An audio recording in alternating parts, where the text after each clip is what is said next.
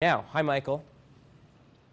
Hi, Matt. This is still a very touch-and-go situation. The water on the Salmon River continues to rise. Residents say it's the highest they've seen it in 20 years. Just in the past couple of hours now, water from the river is flowing straight down Pine Street onto Willow Street. Police officers and Franklin County Emergency Services on scene now discussing mandatory evacuations possibly coming for this area very soon. National Grid also on scene, potentially cutting power as the water continues to rise. Some people have already evacuated.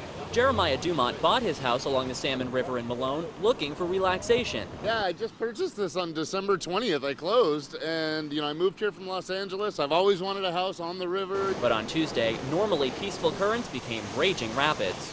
Yesterday I woke up and it was pretty low, and boom, wake up today. It's out of control as far as I'm concerned. We went out and got as many sump pumps as we could. We bagged up the sides of the house as best we could. Residents say this is the highest the water's been in some 20 years, rising 6 to 8 feet in just a few hours' time, and now the water is racing right against homes and decks behind me. With the water rising, officials urge Lafayette Street residents to seek higher ground. Village police came by last night around 1:30 and took information for everybody and took like a head count on the street. And they told us that if we were to leave, that we had to call 911. Another call to leave came around 5:30 Tuesday morning. Only a couple homeowners evacuated. A few streets over, Jeff Rosenfield came home early to assess the flooding and clear nearby storm drains. He agreed. Flooding this bad is unusual. It's not that often. Like 20 years ago, it was up here in the side yard. Dozens of Franklin County streets were closed by flooding, including Rosenfield's. At least 4 culverts were also washed out, according to emergency managers. Farther east, the Great Shazy burst its banks, threatening roads and homes from Champlain to Morris Forks.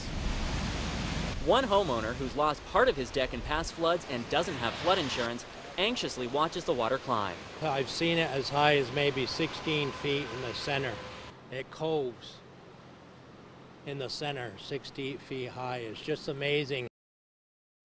And back out here live now in Malone, the water again continuing to rise. Officials expect it to get worse tonight before eventually starting to recede tomorrow. As a result, road closures continue to mount. Here's a partial list of the closures right now. Willow Street in Malone that we're on right now closed. College Ave is closed. Lafayette Street closed. Park Street closed. But again, officials are closing streets very quickly now as the water keeps coming up. Road closures in Ellenburg Center as well. Of course, never drive through flooded roadways. It's very unsafe. We'll have more coming up throughout the night at 7. Live in Malone, New York, I'm meteorologist Michael Page, ABC 22 News.